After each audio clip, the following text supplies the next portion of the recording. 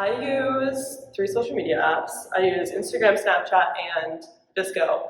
Instagram, I mainly use it for Instagram Reels. I know I had to delete TikTok because I was addicted. Snapchat I use to post my private story and talk to friends.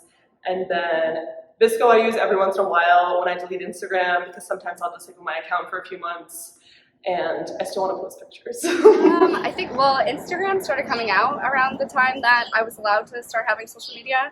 So, like in middle school, I think. So I was allowed to actually use something for once, and Facebook was just a little bit too older for me.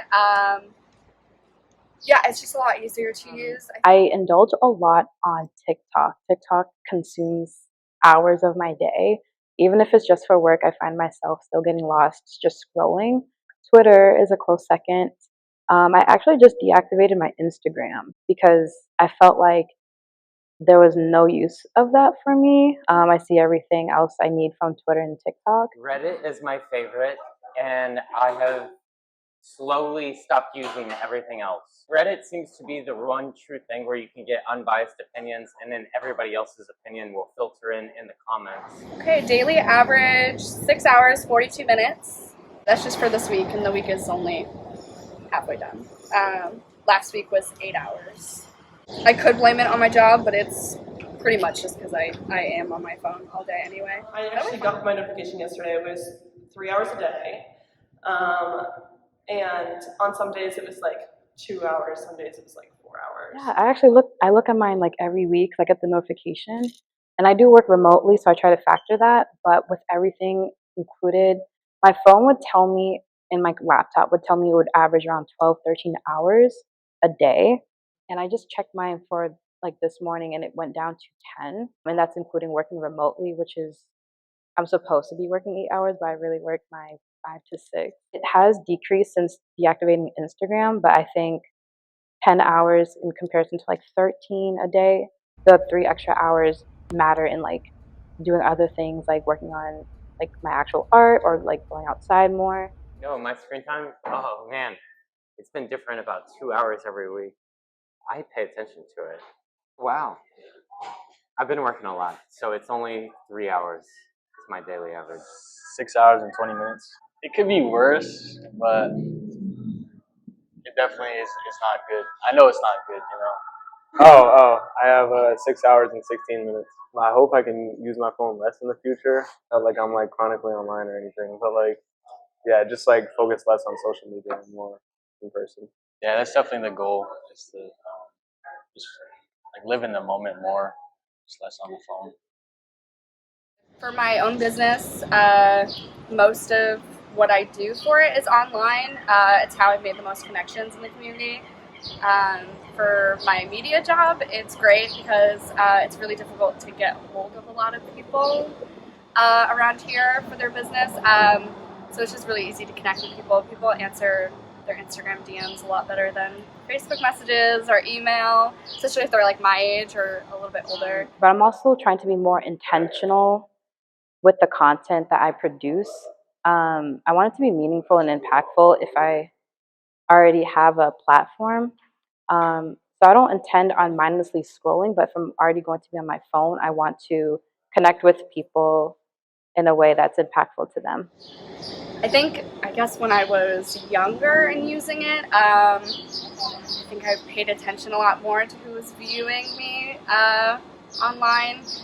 Now, personally, for my personal life, I just don't really care about my digital footprint as much. And I think a lot of other people don't anymore because it's kind of not as censored as it used to be. I think growing up, like, I was warned about certain things I'm supposed to be posting, which is like fair when you're like a child. But now that I'm an adult, I kind of post my every waking thought. I had a phone since I was like, I had like a track minute phone since I was like 11, and then iPhones came out and stuff. So I started getting that in my teens. So I've pretty much been using the internet my whole life. I'm with my parents, so I feel like I'm groomed to it. I have a laptop. I can't leave anywhere without.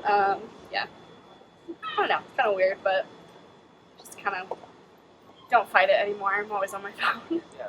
Where I get my news from, I try to get it from every source. You really need to check the sources with journalism nowadays.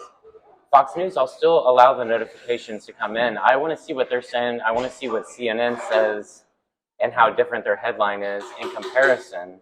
And then I want to check something like The Atlantic. I want to check the Associated Press as well. So I used to be a poli-sci major, and I would read the news. I would read I listen to NPR every day, and I would read sometimes Washington Post. I listen to NPR sometimes, like in the car or whatever. But that's it. No, I don't read that. I mean, no. I'll read local news sometimes for work. Other than that, I pretty much figure out everything on the internet still as it pops up. But I kind of avoid the news. I don't really like it. Makes me sad. So when it concerns me, I'll look at it because I think people get in the habit of reading really sad shit all the time, and I don't really want to be a part of that. But yeah, when it's like important stuff. I'd say I'm pretty informed, like just pretty much from like social media. Twitter and like TikTok is like where I get most of my news from. Oh yes. So with me working in government and legislation, that's my go-to is my Twitter news feed. I guess is full of up to date, like I guess the latest news. Even if I have to fact check, at least it's like there too. TikTok is surprisingly becoming a platform for a lot of newsrooms, like even like Fox News. And with my algorithm, I see like a lot of it first. But yeah, just really, what's it called? Doom scrolling. A lot of doom scrolling, getting my news that way. But it also helps me be on top of my game when it comes to work too. But yeah, I don't turn on the TV anymore. You don't really need the news anymore. I feel like something important. I feel like you're gonna see if you're on Instagram or anything, Twitter. So I feel like there's really no use for it. There's a lot of things I don't agree with, but I feel like people have used fear mongering as a way to get people, I guess, like to sway one way or another, and it's not factual things. So it has been harder to kind of filter that. And I know social media platforms have their own ways to filter things, but it's still like not in real time. Like there's headlines that kind of grab your attention and people go off of headlines, but the article doesn't reflect that. So it does take more effort, I guess, and energy to do that work yourself to filter things. But because I've seen a lot of it being untrue, it's hard for me to really rely on like TikTok, for example, Twitter. I guess less reliable for me to get news, but it's the fastest way for me to know what's happening like all over the world, climate change, etc. I guess it's up to the person to really like look into the facts. It's always been there. It's just that now with the internet, you see it every day, and it's just like it would really upset me, especially during COVID. I would have like these crazy mental breakdowns about stuff I literally could not control, and I genuinely could do nothing about. And there's always like petitions and stuff, but there's like only so much you could have done when like you were trapped in your house. I think as humans we have kind of an unhealthy attraction to sad things, which is really unfortunate, but I think it fuels the passion in us when things are very saddening or make us angry.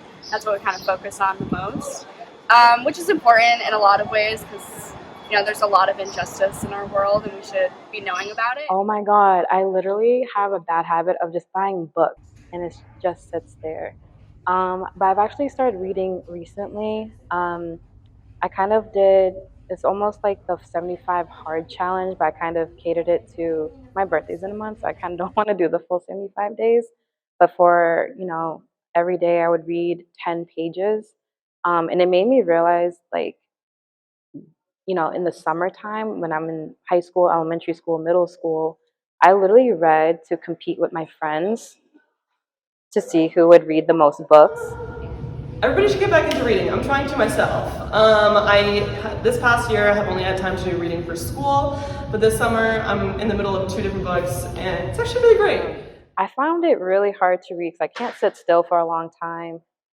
Even when I board flights, I would bring my book. I would read a couple pages and like just decide to sleep. So I think taking time to intentionally read 10 pages a day really helped me realize like I can also get lost in a book the same way I get lost in social media. I also feel like, is it privilege to just be able to put down my phone and be like, and ignore the bad happenings in the world. My big dream is that legislation, federal government, local government puts money into programs for kids so that we can kind of wean away from the iPad kids, or like wean away from kids just being addicted to video games, social media, things of that nature. And really get back to like being creative without our phones first. Because I feel like that's where a lot of authenticity came from. And then social media kind of alters things a little bit. It's aggravating with the negativity. I don't think it's called for. I think if everybody was more positive, it would be okay. And I know that sounds so, everybody's going to say, oh, that sounds like too dreamland. No, it's not. If everybody's just a little nicer in the grocery store, a little nicer on the street, people say yes to interviews on the street, like, it's going to get better.